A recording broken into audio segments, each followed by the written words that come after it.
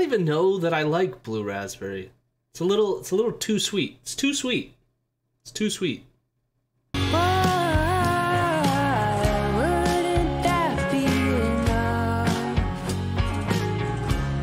Nashville, Tennessee singer and songwriter Katy Kirby has returned for her second studio album, Blue Raspberry. Her first album, Cool Dry Place, released in 2021, saw Kirby making some pretty straightforward indie folk tunes. I enjoyed that album, but I wasn't blown away by it. It was your standard singer-songwriter folksy album. Her new album, however, Blue Raspberry, still has those indie folk vibes, but this time it feels way more grand. Some of the piano arrangements combined with the cute and silly social reflective lyrics remind me a lot of Ben Folds, which is not a bad thing in my books. I have enjoyed a lot of Ben Folds' music.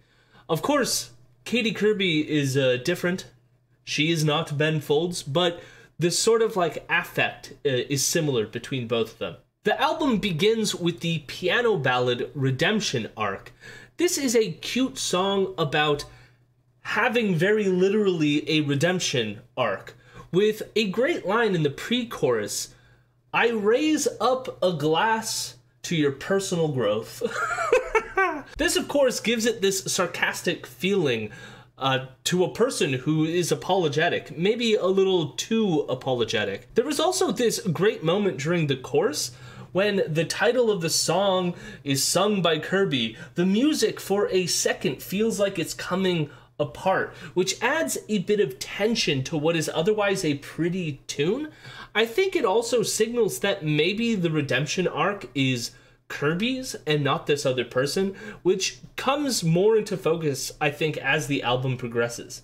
We then get the short but sweet indie folk track, Fences. This sees Katy singing about trying really hard, swinging for the fences, but how these big gestures always seem to fail. There's also this sad but playful dynamic where Katy sings about how she catches people but then releases them, and how she has never made a meal out of anyone.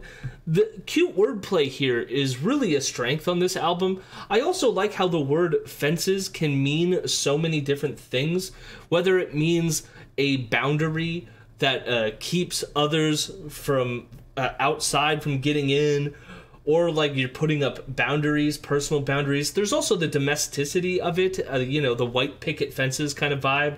And all of that sort of plays into the dynamics of this album. We then get the sentimental track Cubic Zirconia. This song applies the metaphor of fake diamonds still being valuable because they shine to people. The song plays a lot with these themes of value, with the chorus repeating, "Why wouldn't that be enough?" This can be read many ways, with Kirby having some sense of self-doubt, of maybe being able to get something better in a relationship, something of more value.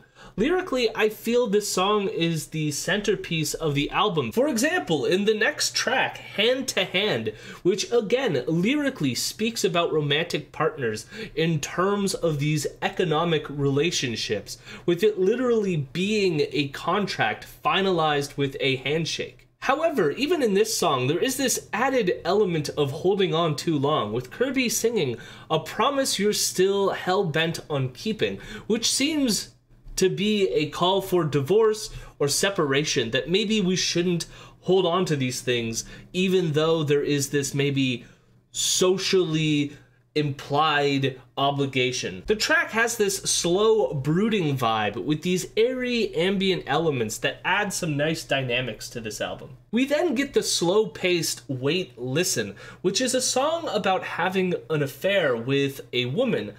Almost reflecting on the previous track, Kirby talks about a perverse sense of obligation, which is almost like she's trying to justify this affair to herself, as she even sings to her partner, "Wait, listen, you can't say I didn't warn you." but the almost sad tone to the song suggests there is some sense of awareness of their own blame, whether in terms of hurting their partner or in being slow to realize their own queerness. We then get the more upbeat, almost lounge-like Drop Dead. This track is where things start to get a bit more lyrically confounding to me. Maybe a lot of mixed metaphors here. Kirby talks about markets crashing and people preferring synthetic diamonds to the real thing, which seems to mean that Kirby is going back to their partner after the affair, maybe? However, the chorus seems to suggest that Kirby is just waiting for their partner to let them go. At least, that is how it feels to me. There's even this almost dreamlike sequence near the end, as if Kirby is now imagining being with this woman that she had an affair with, rather than staying with their partner. We then get the very melancholic track Party of the Century, which sees Kirby discussing a kind of prototypical domestic bliss. You know, settling down, having kids, but there is this almost sad nostalgia, as if she knows it isn't meant to be, even if it used to be something that she wanted. This then turns into the very subtle yet incredible track, Alexandria, with these deep, impactful cello swells, as Kirby is found falling in love with Alexandria. But there is still something in the song that seems to be stopping her from committing fully to Alexandria. We get another reference to cubic zirconia, which at this point, the metaphor is all over the place. It could represent the pull of the conventional relationship, which isn't real, like it's not real love, but it still has some sort of value, maybe societal value. It could represent the affair, which is valuable, but seemingly societally less real, and definitely way more fragile. Although confounding, it still leaves you with a lot to think about. The next song, Salt Crystal, makes me think that cubic zirconia did in fact represent Alexandria, that there is something more beautiful, more valuable in the synthetic. But again, I can't help but feel there is doubt, with Kirby still asking, why wouldn't that be enough?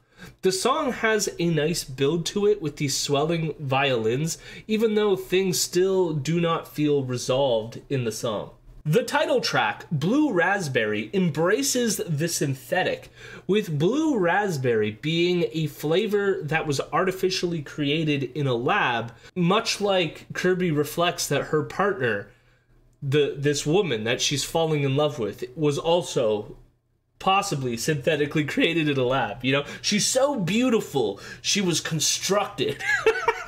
And much like Blue Raspberry, she reflects that her partner is just delightful, wonderful, just like the flavor is delightful and wonderful. Although this is something I don't necessarily agree with, you know, in terms of Blue Raspberry being that delightful. But if it's delightful to her, I could see how this metaphor works. I do wish the song musically had more to it. It is just this soft acoustic tune with some interesting, almost evangelical backing vocals.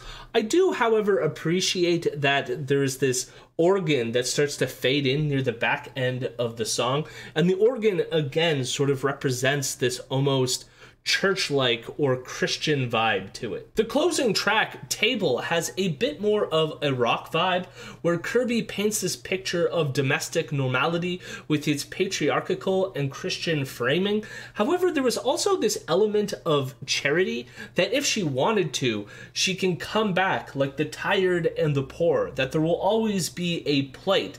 But in returning, she would also have to avert her gaze from her queerness. There is also this great wordplay with her seasoning the food with salt that's poured into her hand by the patriarch, which seems to be a callback to the song Salt Crystal, with her reflecting on the salt crystals accumulating on her gay lover's body, almost as if her sprinkling the food with salt is a metaphor of her throwing her queerness away. I also can't help but reflect on how this seems to be a reference to Lot's wife turning into a pillar of salt as she turns and looks upon Sodom. This is a common motif in folklore called the looking taboo, which is that God commands you not to look at something, and you feel compelled to look anyways, and get turned into a pillar of salt in doing so. The song ends with Kirby singing, "Have you ever tried trying to run out of everything you got?" In the context of the song, it seems to be about running out of food to feed everyone at this charity dinner. But metaphorically, it feels like Kirby is wanting to leave. And this metaphor is quite explicit in the music video, which has a puritanically dressed Kirby destroying the table with an axe. I enjoyed this album. I think Kirby's writing here is next level. There is so much to dig into with issues of heteronormativity and discovering queer love with these metaphors of synthetic diamonds, synthetic flavors, but also with salt crystals and fences. Musically, I felt this album was a little one-dimensional. I wanted a bit more edge. Instead, we get a lot of sweet melodies and very traditional folk builds. I understand how this can sort of be a nod to the traditional Christian music that Kirby grew up with, and you can see her trying to leave on this album. But I wish musically that leaving was a bit more demonstrable. It is still listenable and enjoyable. It just lacked that extra something special to put it over the top. Overall, though, I would give this album an 8 out of 10. What did you think of this album? Did you like it? Did you not like it? Let me know in the chat. What did you think of these lyrics? There was a lot to sort of like pick through and read over. So if you like doing that sort of thing like I do, let me know in the chat what you thought. And consider liking the video. And thanks again for watching.